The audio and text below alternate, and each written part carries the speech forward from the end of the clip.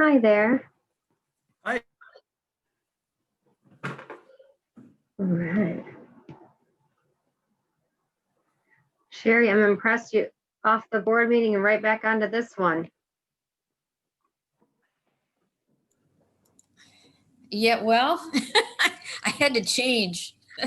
Thought I'd put something more businesslike on. I said, Brett and I connected really quick just to do a walkthrough. And I said, okay, I'm going to eat and get a coffee and put lipstick on. I'll be back in 12 minutes. Yeah, exactly. Exactly. The eating part didn't happen. So, oh, well. Well, you've got 12. How are you, Tom? Just fine, thanks. Trying to stay warm. Yeah. Kind of, I hope I'm going to take. That's the beauty of the Zoom meeting. No one can see my fluffy purple blanket. Get rid of this.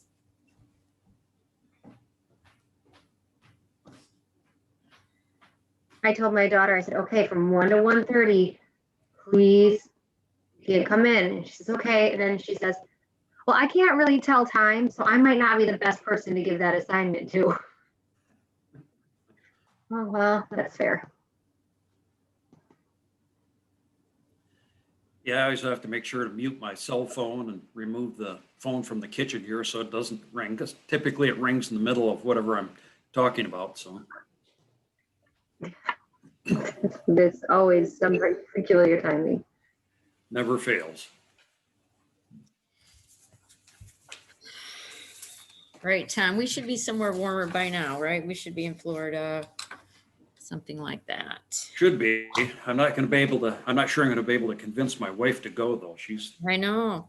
My still dad's not pretty- going to go, obviously, but so he's still golfing. I think the last time he golfed was last week. Yeah, he and I golfed together for a few holes. Oh, did you? Yeah, well, you know, I guess if you're good for him. He said he golfed, I think, more in November than he did any other month, he said. Because he kept thinking it was going to be his last time. So he kept running Yeah, out there. exactly. Yeah, we had 2 days where it was up in the low 50s, and I really wanted to get out, but I had to work. There's something wrong with that picture. Exactly. Something wrong with that picture. You should be able to, you should be able to do that.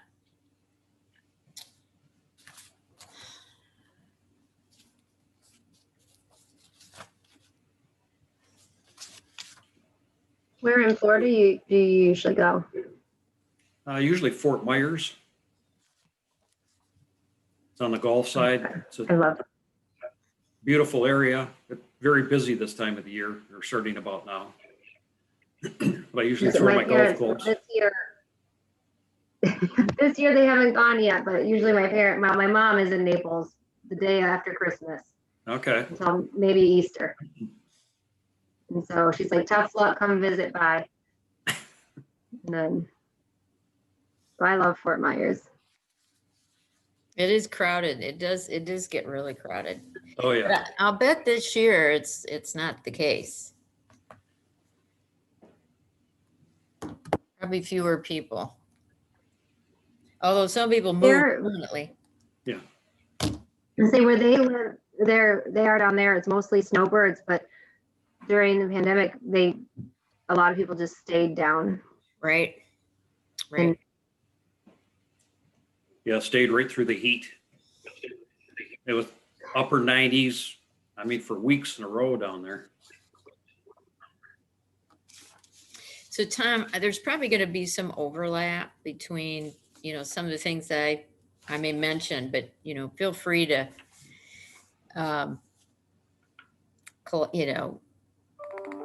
expand upon. I think I'll touch a little bit on estate planning because I think it's a big deal for people to think about, but I won't give specific, Okay. strategies.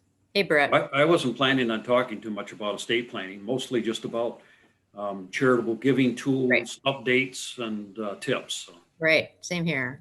But I thought, we might at least mention the election and the fact that depending on the Georgia runoff, there might be some implications around estate planning that you might want to incorporate if you're charitably inclined and you're going to be doing estate planning. Yeah. Well, I was going to mention that we still have available the qualified charitable distributions. Right. That was one of the main things I was going to touch on as well. So there may be some questions around that. So we can both, talk about that. But yeah, people are confused about that's still available.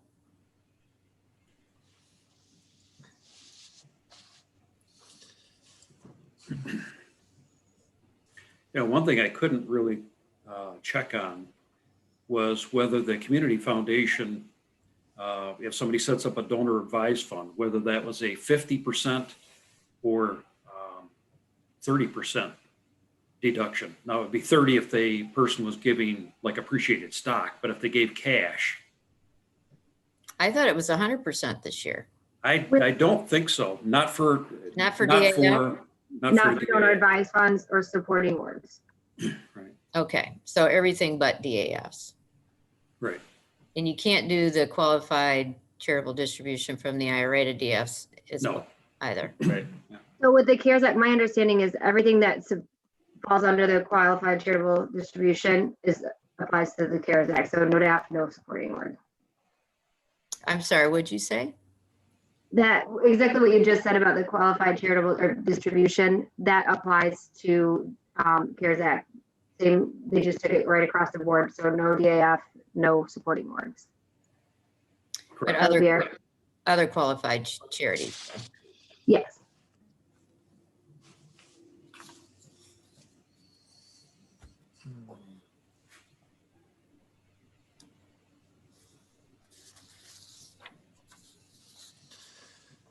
Any designated operations, field of interest, all of those are still good to go.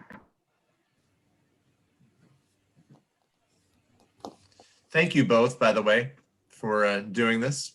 No problem. to. I just was looking forward to spending the day at the Community Foundation today. Well, The entire day. yeah, It's all right. Might as well get it all in one day. I've done a couple of different types of things this year, so I think it's good to get the information out there. Yeah, that YouTube video that you had recently, I listened to that the other day, and I thought that was pretty good. Did you? Good. I appreciate that. We it went longer than I think we originally planned, but you know, when you're having a conversation, sometimes questions come in, sometimes it goes a little bit longer. I guess Sure, that's yep. okay. So, and we kept the more high end state planning conversations at the end. So if you wanted to check out if it didn't apply to you.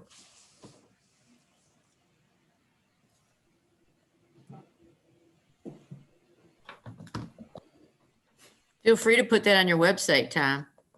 Okay. Yeah, Sherri, to your point, I thought we would, I thought the board meeting, given the couple of sessions or pieces at the end, I thought we would wrap early, like I 11 know. or I so. know. Well, that's the thing. You never know where the interest is going to be. And, Mhm. you know, you just never know.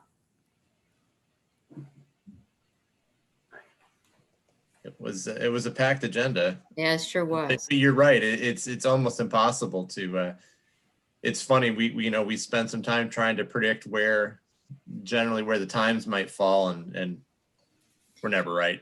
Right. Never fails. We learned that as board chair early on.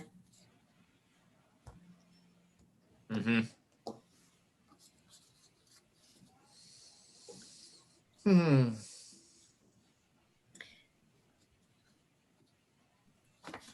So Brett, you're just gonna kind of hand off to people as you want them to pick up. Yeah, I think so. Karima is going to kind of walk through. Isaiah's not going to be able to join. And so Karima is going to handle the start and then do a couple minutes and then pass to me. And I'll mention the investment horizon or the different philanthropic horizons that we manage. And I'll mention the investment committee as the way we do that as a starting point to then walking through each of your bios, introducing you as our guests. And then I'll just pass to you, Sherri. And then, Sure. and then I'll just plan to facilitate from there as questions come up. Right, as soon as you said bio, I just realized I didn't get a hold of anybody yesterday to get a bio to you. So No, it's okay. Mary Jo had one prepared. okay. So I think that, I mean, as long as let's see, make sure here. There's it all looks right to me. I'll say there's nothing that, nothing that talks about you like. There's your golf score isn't in there, Tom. Exactly. Oh, no golf. Thank goodness. Yeah. No golf score. No like deep sea diving in Australia or anything of those kinds. Now that trip got canceled.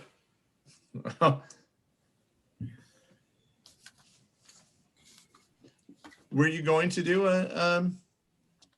were you really going to do an Australia trip? Well, actually, we talked about it. We actually had planned that we were going to Milan back in May. That got canceled.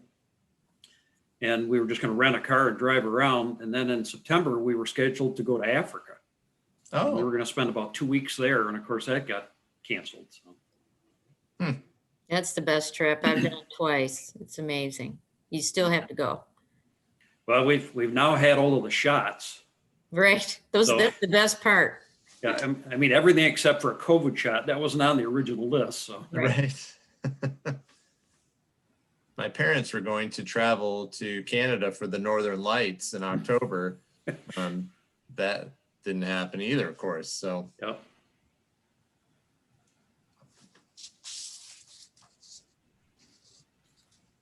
Last summer when we went to Canada, we spent most of our time watching plays between Toronto, Niagara on the Lake, and Stratford. And pretty much all of those venues were shut down this year. So some of the shows we've been watching online, which that's been good.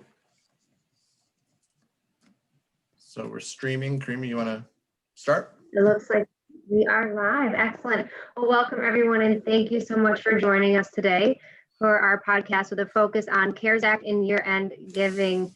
I wanted to just do a brief overview of the Community Foundation of Greater Flint. We serve Genesee County with over 30,000 donors worldwide, and we're located in downtown Flint, and we also have 5 different community funds across the county. So celebrating Clio, Flushing, Davison, Grand Blanc, and Fenton. We're a little bit of everywhere here. And I wanted to let you guys know that with this, then we can really just help to connect the generosity of our donors and our people who help all give their time, talent, and treasure to the needs of the county. And with that, I will pass off to Brett Hunkins, our CFO. Thanks, Karima. Yes, it's been an amazing 2020 for all of everyone in so many different ways. And at the Community Foundation, we've been incredibly blessed by the generosity of donors who have helped us respond to the community needs that have been so apparent during this during COVID, and in so many different ways. We've been able to respond to the needs that were being lifted in the community because of how generous our donors have been.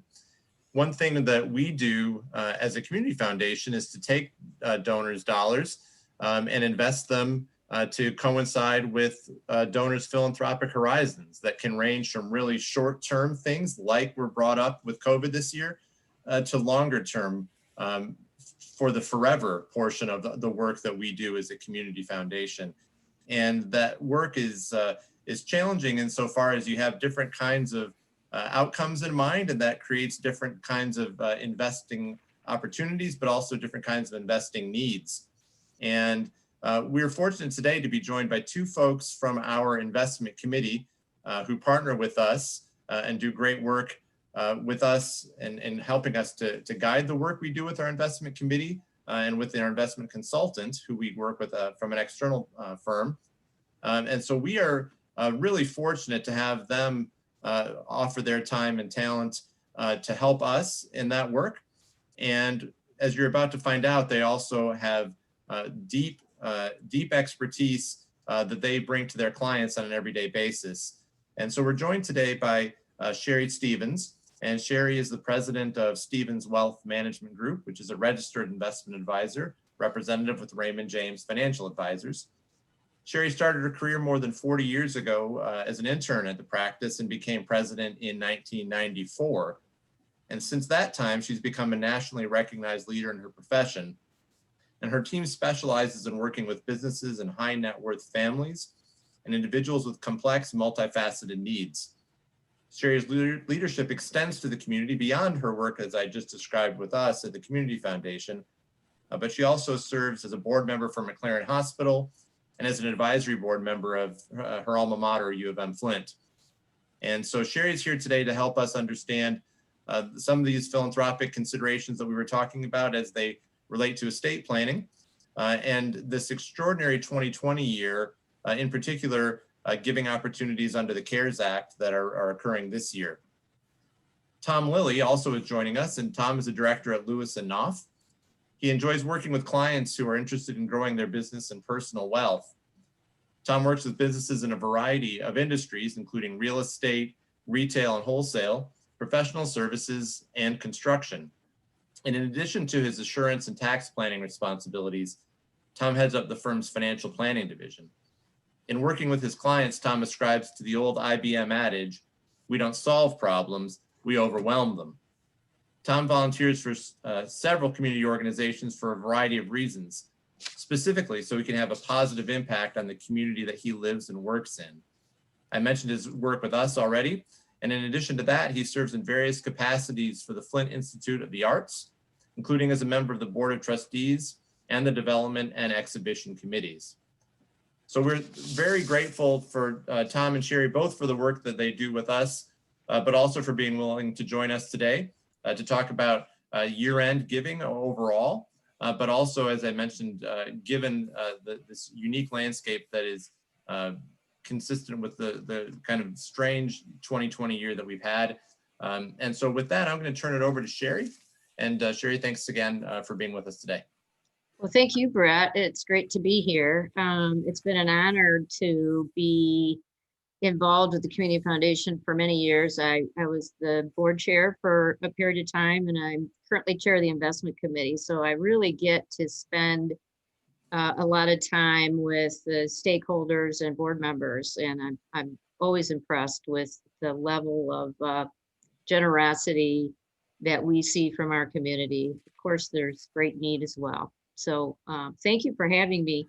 I thought I would just touch on just a few things that we're talking to clients about this year as we as we wrap up the year, December is always a race to the end of the month, it seems like. And in particular this year, because we had an election, at least I think we did. I think we have resolution around who the president is, but we don't have resolution around if the Senate is going to be a Democratic Senate or a Republican Senate. And that probably has some pretty big implications. So I probably touch on that a little bit. And a lot of us were thinking earlier in the month that maybe we were going to have to do some really quick planning between now and the end of the year around that. Maybe not so much now, but I'll talk a little bit specifically about the CARES Act, which Brett mentioned. You may recall that passed in March 27th of this year in response to the pandemic. And I'll mention that the Fed has also done a great deal in terms of helping the economy through the pandemic. The Congress and the Fed had a playbook from 2008, 2009. And while that crisis was deeper and took longer to get through, and it took a long time for Congress and the Fed to kind of figure out what they needed to do to help the economy recover. So this time around, they had those tools readily available, and amazingly, in a pretty short period of time, by the end of March, pandemic kind of became known in a real way, sometime in February. And by the end of March, we had a bill, we had a CARES Act law, which was very wide in scope. So I'll just touch on some of the things that pertain to charitable giving. But you may know and remember that it in particular was designed to help small businesses with PPP loans, support for states and municipalities, additional unemployment, things like that. But one thing that happened in the CARES Act is that it removed the requirement to take a required minimum distribution from your IRA. So you don't have to do that this calendar year. And you might know that at the end of 2019, a law called the Secure Act was passed. Seems like a long time ago, but that was a big law at the time. It was effective this year. And in that law, it said, if you're not 70 and a half yet, you do not have to take a required minimum distribution until you're 72. So we've already superseded that this year with the CARES Act that said you don't have to take it at all. So for some people, it's been a little confusing. Do I have to take it at 72 or do I have to take it at all? Because those acts were passed so quickly together. I just wanted to clarify that. So because I think quite a few people have been advised to make charitable contributions from their IRAs with that required minimum distribution directly to charities. It's been and Tom can elaborate more on this, but it's a very efficient way, especially if you don't itemize, to get money directly to charities from your IRA. You have to have a special form, but it never hits your tax return. And if you don't need that money, it's a great way to get money to charity. So even though you don't have to take an RMD this year, you can still do a qualified charitable distribution from your IRA. And we recommend, of course, that you do that. If you've done it in the past and it's worked well for you, that would be a great thing to continue to do.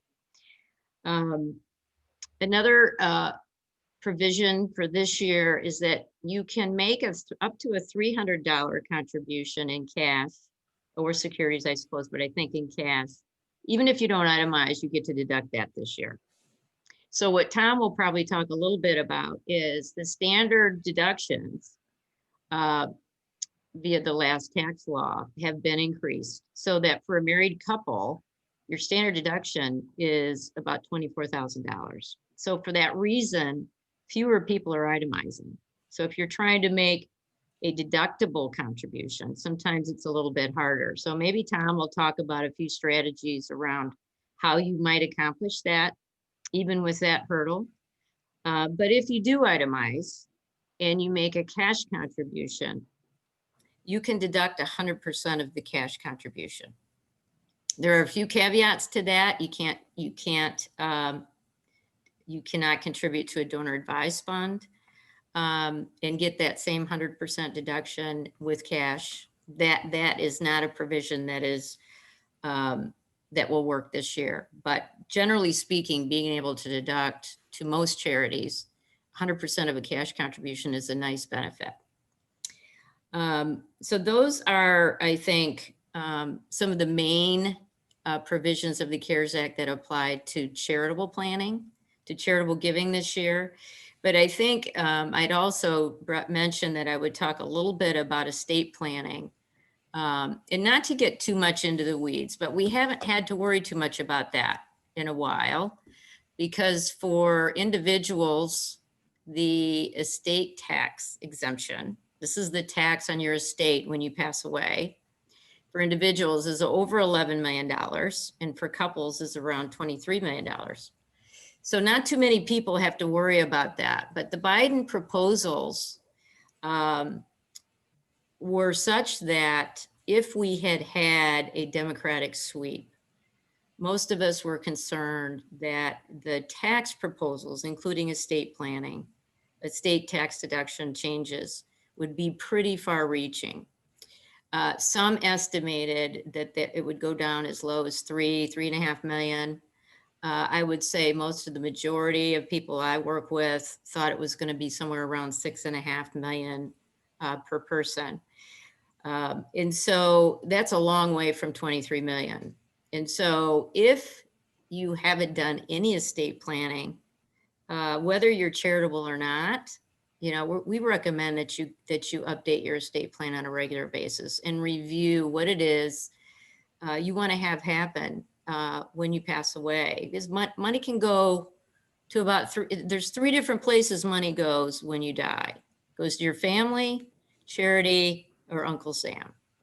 So most people want the money to go to their family and maybe charity, and maybe not so much to Uncle Sam.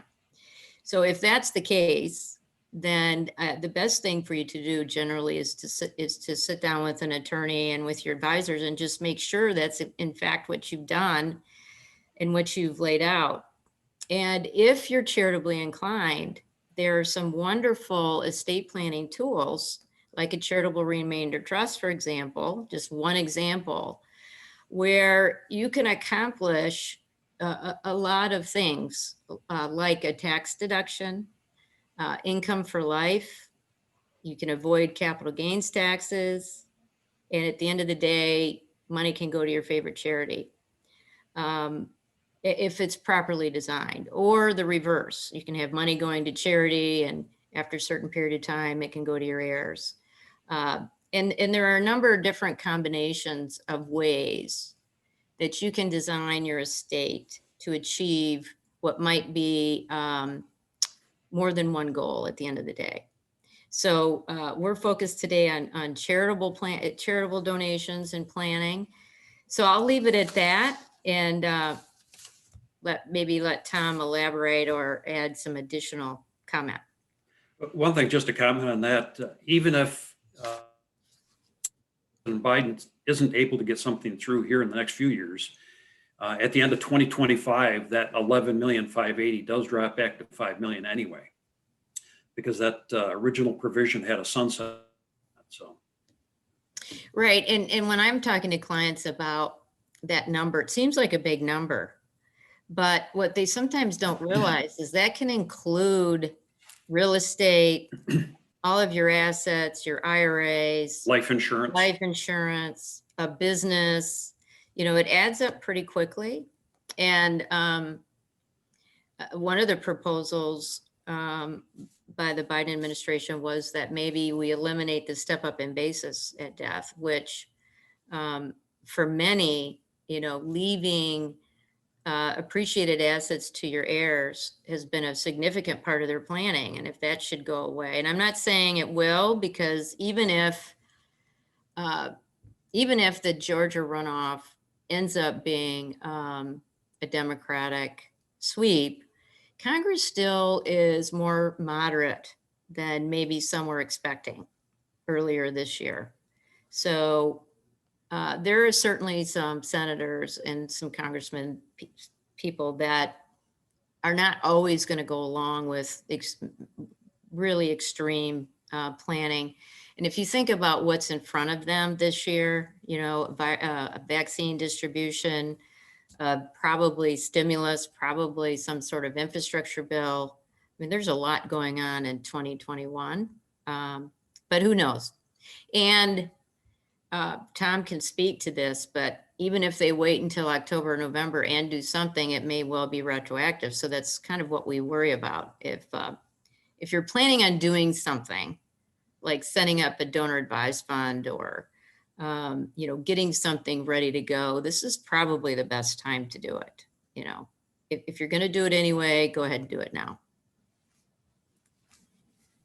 And Sherri, it's interesting that when you mentioned earlier the limitations about what you can do with DAFs, the other part of this that's also going on is that there's continued scrutiny and interest on DAFs as a tool overall. So I wonder if you have any thoughts regarding if how these comments might play with modifications to anything that would be done with changes to DAF regulations. Yeah, Tom, you might have more of a comment on that than I do, because we've been actually encouraging people who normally make charitable contributions every year, but can't quite get over the standard deduction. So we're saying, why don't you stack your contributions all in one year, do the next 3 years and this year and get the deduction. And then it gives you time to be able to just, you know, make the decisions on where that money goes later. And so that could change, right? That could change that thinking. I hope not. I don't know what that'll accomplish, except, you know, get more money out of those things. But and I wonder if you could say a little more when you mentioned it might be retroactive. I mean, how should folks think about that? Is that particularly I mean, that's always a concern. Is it thought to be a particular concern this year, given the nature of the administrative change, or is that not heightened relative to previous years when we might have also had regime change in the Oval Office? Yeah, I want to hear Tom's thoughts on that as well, but I guess I would say we're less, given the election results so far, we are somewhat less concerned that we're going to get real sweeping tax reform next year. Right. Tom, I don't know what your thought is. Probably not till 2022. Yeah, because, you know, to Tom's point, this is going to sunset anyway in 2025. You know, they already have this built-in step down, and the idea that they'd have to get something done right away may not be, and this may be wishful thinking, but I do think we were much more concerned, and we were ramping up, you know, having to do some large, maybe irrevocable gifts and getting estate planning done by year end. And I still think if you've got a very large estate, and if you haven't done that, you know, for heaven's sakes, have a conversation with your attorney and your advisors. But I feel like, Tom, that we just, the way the election went, we just feel like it's a little more moderate.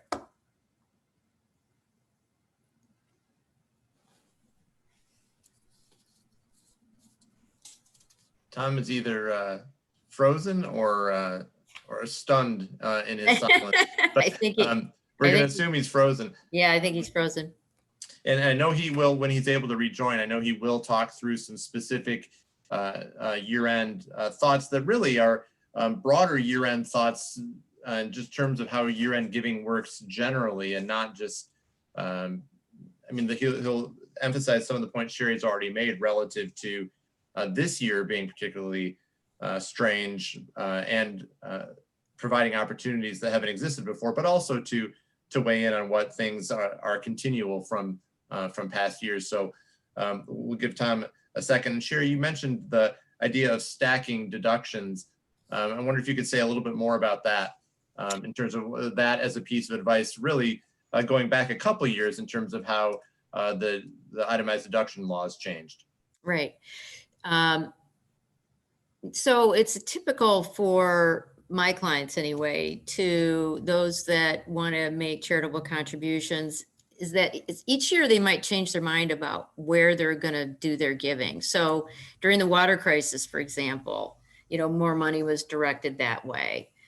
So depending on the year, they might have a particular favorite charitable intent for that year, but they can't deduct it, so I'll have Tom elaborate on the standard deductions, but for individuals, you have to have more than $12,000 in deductions, itemized deductions, before you can deduct a charitable contribution. So if you're giving away 10 and you don't have any other deductions, then you're not going to itemize that. But if you looked around, if you said, I give 10 every year, so why don't I just do 30 this year, put it in a donor advised fund, for example, and then every year I can decide where is the need and where do I want to put that money. I don't have to decide it's going all to one place. I can buy flexibility and buy some time and get my deduction by, stacking it. We call it stacking it all in one year, and do some smart contribution strategies like appreciated stock, things like that. So Tom's back, so let's hear Tom. Well, I was just saying before I got cut off last time, again, it must be one of the neighbor kids is downloading a huge video, so because all of a sudden my streaming just froze right up. So first of all, Brett, thanks for inviting me to this, and appreciate everybody who's attending and the charitable inclinations that you have. So some of the things that I'm going to talk about are tips, updates, and tools.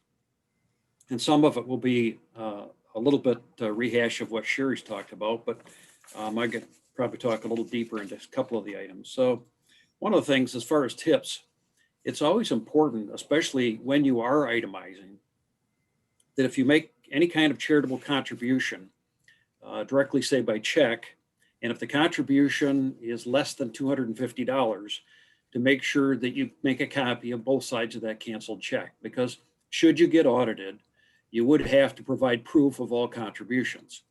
And so for anything under $250, usually the copy of a canceled check, both sides, is sufficient. If the contribution is greater than $250, then it's imperative that you get a confirmation letter from the charity, from each charity that you made the contribution to. And then if a contribution is not cash, if it's, for instance, something that's like a piece of real estate and it's over $5,000, then you also have to worry about getting a qualified appraisal for that. So just some of the tips, important things just to be aware of.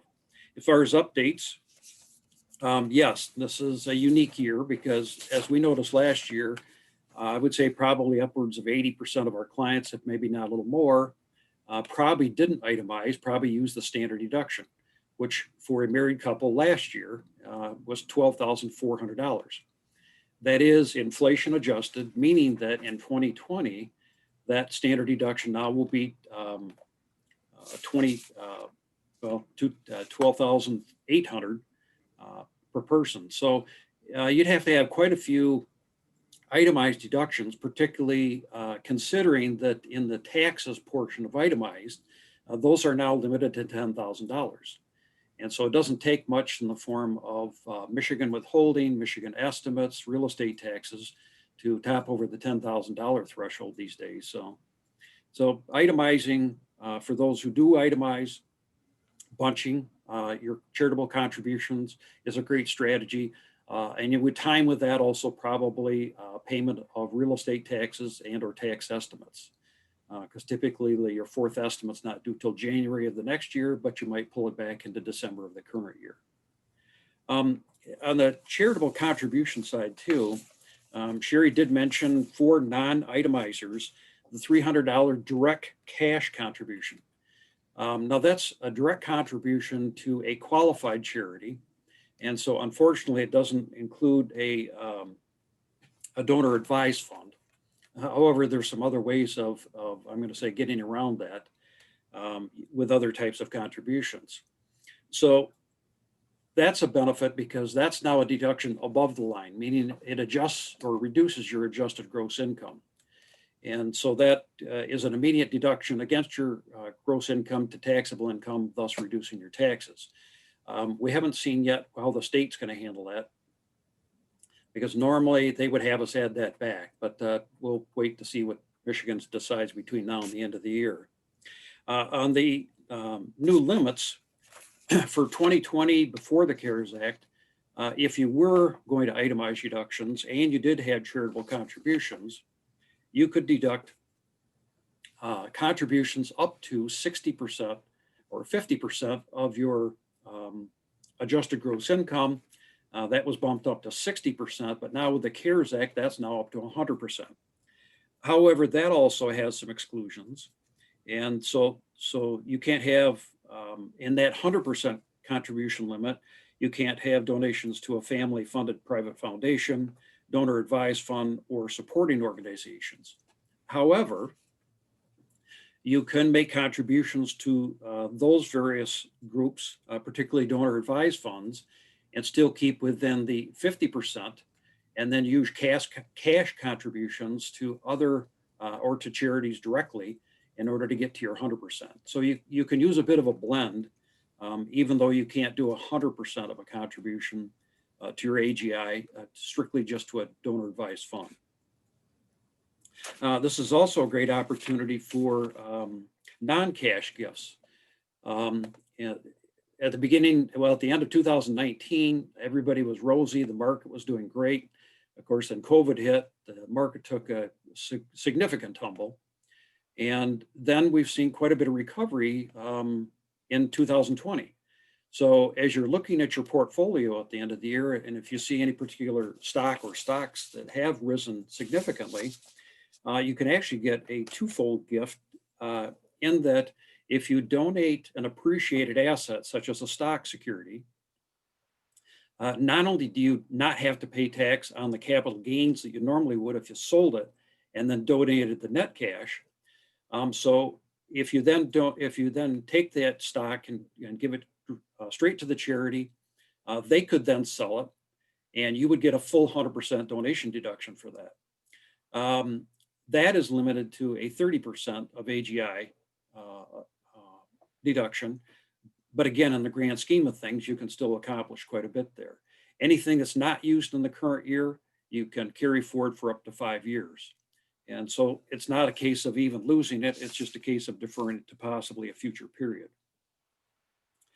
Some of the other things have to do with other types of appreciated assets. For instance, autos, boats, real estate, art, collectibles. Collectibles have some other limitations to them. And then also on the tool side, Sherri already talked about trust, charitable trust. There's charitable remainder trust, charitable lead trust, charitable gift annuities. And so as far as charitable contributions, you can make it either as simple as the $300 check or as complicated as you want to make it. It just depends on your facts and circumstances and what it is that you have to give. So again, in the tax area, there's still a lot of opportunity. I know we're doing an awful lot of year-end tax planning for businesses. Probably the biggest hit we see that they're taking this year, not only in the reduction of income possibly from COVID, but is the fact that if they took the PPP loan, the Payroll Protection Act loan, the proceeds aren't taxable. However, the deductions that cash was used for aren't going to be deductible. And so effectively, if you're an owner and you have an S corporation or something like that, where it's a pass-through entity, you're going to end up paying additional income tax because you don't get those deductions. So those are just some of the things that we're dealing with. Again, trying to look at timing. Everything we've seen as far as what the new president coming in might put into place probably won't affect most people because he's talking about thresholds where if your taxable income is over $400,000, that you'll be taxed at a higher bracket than the 37% bracket that's currently in place. Likewise, if you had a long-term capital gain and it was or put your adjusted gross income over $1 million, then you could be hit with not a maximum 20% tax, but maybe a maximum 39.6% tax. So a lot of things to think about, but probably nothing to really concern about at this moment until it actually becomes law, because it will take the House, the Senate, and the President all to come to the same agreement to pass anything. And we know, hopefully that's always a bit of a struggle. So when there's a separation of powers, it's at least our perception, my perception is it's always better for the people. So Tom, I was thinking about when you were talking some of the best ways in your estate planning to leave money to charity, if that's one of your goals. And most people I talk to say, I want my family to benefit, and then I also want to leave some money to charity. What's the best way to do that? And another way to think about is an IRA account or a 401k account. If you name a if you name a charity as a beneficiary, your heirs are going to pay income taxes on those dollars when they inherit them. So Correct. When the Secure Act passed for this year, one of the changes was if you inherit an IRA, it has to be paid out to you in 10 years. The prior law was you get to take it out over your lifetime. So if you think about, inheriting a large IRA and you're in your 50s or 60s, you might be able to prior to that law, you could take that money out over 20, 30 plus years and really minimize the taxes. Well, now that's done, and you have to have it out in 10 years. So if you're thinking about ways, really efficient ways to benefit your heirs and then charity as well, name the charity as one portion or all of the beneficiary of your retirement plan, your IRA, and that's a much better way to maintain assets for your heirs. In our opinion, we do that quite a bit. I also would say that even though we may not get a tax bill next year, most of the people we talk to do believe that down the road, it's most likely we're going to see increased taxes. How else are we going to pay for this $4 trillion deficit we've got going now, right? So, the planning part of that, even though today in front of us, things are maybe static, I wouldn't plan for that long term. And so it's easier to think ahead, if you can, about ways to get your estate plan in place before you have to, put it that way, before you're scrambling, which this year felt like scrambling. Well, for most couples, particularly with retirement accounts, I always the position that it's best to probably have a primary beneficiary and a contingent beneficiary. Right, that's what I meant. Primary would be the surviving spouse, and a contingent would be if you both died in a common accident, that it could be your children and or charities. Right. And likewise, upon the first death, it's imperative that the surviving spouse take that account and put new beneficiary designations in place. And again, as you pointed out, a taxed IRA, in other words, one that used pre-tax dollars going in, so it's going to be taxable coming out. If that's going straight to a charity, that's a double benefit, because you don't have to pay income tax on it, and the charity gets a great benefit out of it. And you can do that through a will. If for some reason an IRA doesn't have a beneficiary designation, so it gets trapped in your estate, you can have a provision in your will that says that any retirement plan accounts that don't have a beneficiary designation will go to such and such charitable organizations. You could do it percentages or dollars, whatever is easiest for you. That's a good reminder, though, to tell people to look at their beneficiary designations. Yeah, it's something as part of just year end, as we're looking at income taxes, how is the account titled? For clients that we know that have trusts, we want to make sure that the assets titled in the name of the trust. And if we know that they have, wills and trusts in place, then we talk about, have you checked your beneficiary designations on retirement plan accounts, life insurance policies, life insurance policies are a huge trap, not only from, used to be an estate tax standpoint, but also just making sure that the proceeds get to who you want them to go to. Exactly right. Exactly right. I would tell you anecdotally, when I ask people, what does your estate plan say? Do you know what happens if something, because they will say, I have a will or I have a trust. And what does it say? And most of the time they do not know, or they might say what they think it is. And then we look through it and walk through it, and it doesn't resemble that. So because sometimes things have changed, life happens, you have different family members, and your circumstances change. So it's always a good idea, every 4 or 5 years to make sure that it matches up with what it is your goals are. But I would add to that, with the speed that technology changes these days and life changes, probably every 3 years is probably a better target.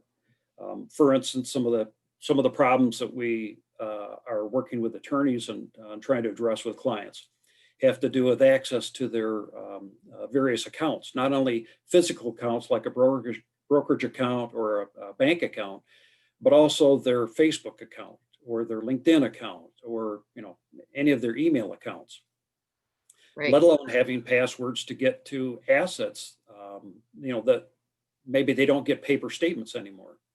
So if they don't have a listing of their assets someplace where that their personal representative can, determine what they are, there might be an asset that gets cheated to the state of Michigan just because nobody knew about it. And I can't tell you the number of times that happens.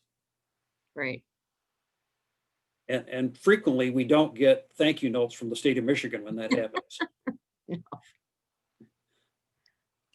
Only frequently. Only frequently. Well, I mean, sometimes you do. I guess we have to be glad for the times we do. Well, thank you so much, really, to both of you.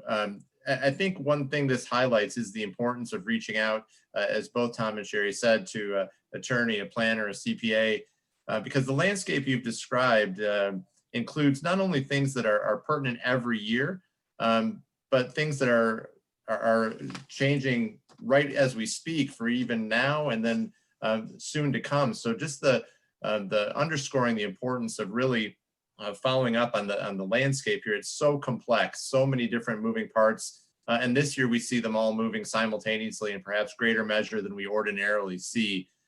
So I want to thank you both so much for, again, for your service to the Community Foundation, but also for sharing your expertise with us today.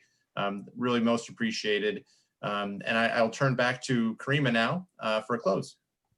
Yes, thank you very, very much. That was wonderful. And I hope everybody learned a little something. I know I did. And we're happy to be here for everyone here listening, however we're going about it, as a resource to help fulfill your philanthropic goals. So if you enjoyed what you heard here today, just a reminder that you can follow the contact information that would be either in the comment section or on the post if you're watching through Facebook. And we can help facilitate your year-end giving, or if you'd like to learn more about year-end giving deadlines, postmarks, all those types of things, and make sure the beautiful information that we just heard today can be enforced appropriately by the timeline. So thank you so very much. Good to be here. Good to be here. Thank you. Thank you.